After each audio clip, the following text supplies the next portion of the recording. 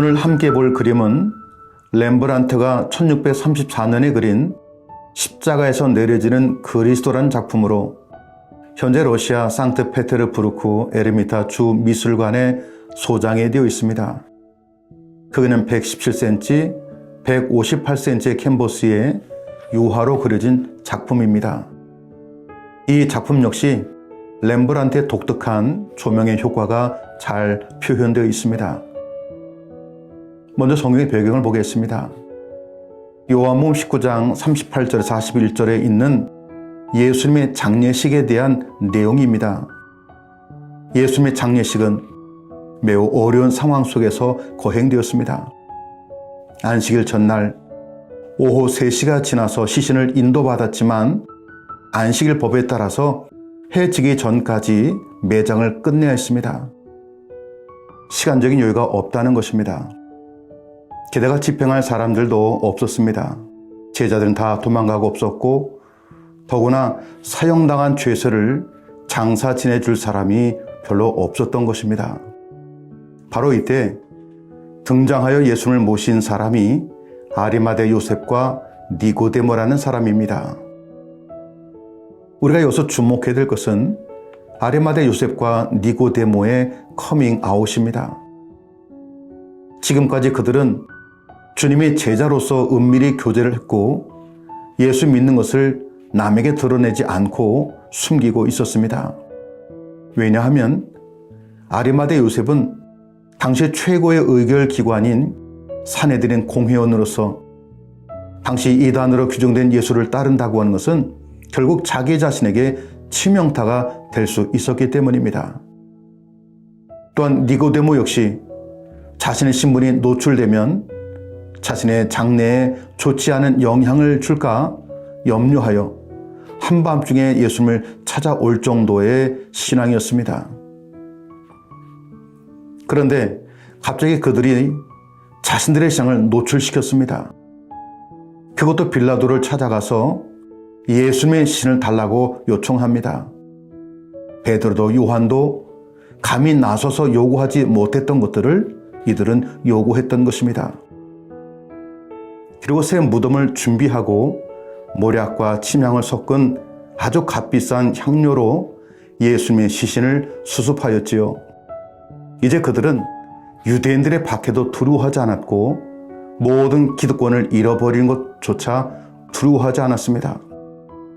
어떻게 이런 변화가 나타났겠습니까? 예수님의 십자가의 죽음이 자신들을 위한 대속의 죽음이라는 것을 비로소 믿어졌기 때문입니다. 또한 주님의 십자가 사건을 통해서 그들의 믿음의 생명력을 갖게 되었기 때문입니다. 이제 그림을 보겠습니다. 렘브란트는 이 작품에서 이미 죽은 예수의 시신을 밝고 고요하게 처리했습니다. 시신이라기보다는 온 힘을 다해 지킬 빛나는 보석과도 같이 보입니다. 또한 예수님의 몸은 처참한 모습이 아니라 밝고 우아하며 생기를 띠고 있습니다. 렘브란트는 오늘 그림을 보는 모든 사람들에게 이 그림을 통해서 죽음의 그림자보다 밝은 생명을 보이고 있는 것입니다. 이곳에 참여한 사람들 역시 처참한 죽음 앞에 절망과 공포에 사로잡힌 것이 아니라 죽은 주님으로부터 비춰지는 빛을 받아서 생명에 대한 확신 그리고 희망으로 승화시키고 있습니다. 지금 이들은 주님의 죽음 앞에서 생명을 체험하고 있는 것입니다. 먼저는 예수님이 중심으로 표현되고 있습니다. 가장 밝게 빛나지요. 십자가에 되는 예수님을 마치 연인을 보듬듯이 가장 값비싼 보물을 다루듯이 내려앉는 저 사람이 아리마대 요셉입니다. 그는 예수님의 십자가형을 반대했던 의원이었고 자기를 위해 준비했던 무덤을 기꺼이 예수님에게 내주었던 부자였습니다. 그리고 아리마대 요셉 아래에서 검은 모자를 쓰고 있고 예수님을 떠받칠 준비를 하고 있는 흰 수염의 노인이 바로 니고데모입니다. 그 역시 예수님을 만나서 삶이 바뀐 사람이었습니다. 아리마대 요셉 뒤 사다리 곁에서 예수님에게 시선을 떼지 않고 얼굴을 내밀고 있는 다소 어리게 보이는 그 사람이 주님 사랑하는 요한입니다. 그런데 어떤 해설자는 렘브란트 자신을 그려 놓았다고 해석하는 이도 있습니다. 그 근거로 갈릴리 바다의 폭풍이라는 작품에서도 렘브란트가 자기의 자신을 그려 놓았는데 그림을 서로 비교해보면 동일한 인물이라는 것입니다. 그는 십자가에서 내려진 예수님을 보고만 있을 수 없어서 왼손에는 촛불을 들고 있습니다. 그 촛불을 중심으로 모든 빛의 음용 처리가 잘 되어 있는 것을 우리는 볼 수 있습니다. 촛불이 가장 밝은 빛을 비춘 것은 렘브란트의 분명한 의도가 있는 것입니다. 아리마대 요셉과 니고데모가 커밍 아웃한 것처럼 오늘 우리가 그리스도에 대한 믿음을 드러내야 할 일이 무엇인가? 내 안에는 믿음은 생명력이 있는가를 지금 우리에게 묻고 있는 듯합니다. 그리고 가운데 맨 아래 니고데모 앞에 등을 보이며 목발을 세워두고 있는 사람은 예수님으로부터 고침받은 안진뱅이였습니다. 십자가 아래 좌우에 두 무리가 보일 것입니다. 예수를 비췄던 빛은 십자가 아래 두 무리에게로 전달되어서 예수님 십자가의 죽으심을 맞는 이들의 반응을 표현하고 있습니다. 그 오른쪽을 보면 실성한 듯이 침통한 표정을 지으며 사람들의 부축을 받고 있는 여인이 있습니다. 이 여인이 마리아입니다. 아들의 죽음을 바라보아야 했기에 유일하게 죽음의 슬픔을 표현하고 있는 것입니다. 왼쪽을 바라보면 등을 보이고 예수님 발치에 무릎 꿇고 있는 여인이 있는데 이 여인은 주님의 도움으로 새 인생을 시작한 막달라 마리아입니다.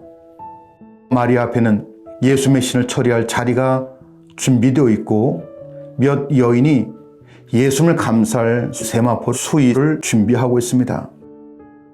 이 여인들 가운데는 얼굴을 감싸고 우는 여인도 있었고 예수님의 누울 자리를 준비하는 여인들도 있습니다. 가만히 보면 그 세마포를 중심으로 촛불 정도의 아주 작은 밝게 빛이 나고 있습니다. 이 자리는 빛을 받아 시체를 놓을 싸늘한 자리가 아니라 새 생명이 탄생할 생명의 자리임을 나타낸 것입니다. 또한 거기 주변에 있던 여인들의 얼굴에도 그 촛불이 비춰진 것처럼 빛이 나고 있습니다. 그들이 비록 아직 어둠에 쌓여 있지만 주님 주를 밝히는 빛을 바라보며 비참함이 아니라 평안한 모습으로 예수님의 장례식을 치르고 있는 것입니다. 십자가 사건은 참담한 사건입니다. 하지만 렘브란트는 이 십자가의 죽음 안에 들어있는 부활의 생명으로 지금 우리를 초대하고 있습니다. 그는 십자가의 죽음을 통해서 먼 미래적인 부활의 희망을 찾는 전통적인 표현보다는 십자가의 죽음 안에 이미 들어있는 부활한 생명을 표현하고자 했던 것입니다. 즉 주님의 죽음 안에 이미 부활한 생명의 씨앗이 있음을 알려주고 있는 것입니다. 아리마대 요셉과 니고데모가 커밍아웃한 것처럼 오늘 내가 믿는 믿음을 드러내야 할 일은 무엇입니까? 우리가 예수님 십자가의 죽음의 의미를 깊이 묵상해야 되지 않겠습니까? 내 안에는 믿음은 과연 생명력이 있습니까? 이 여인들처럼 절망과 죽음, 고난과 고통 속에서도 부활의 생명을 보고 모든 것을 감당해야 되지 않겠습니까? 렘브란트가 촛불을 들고 십자가에서 내려지는 주님을 도와주었던 것처럼 오늘 주님을 위해 어떤 모습으로 살아가야 할 것인가 생각해 보시기를 바라겠습니다. 감사합니다.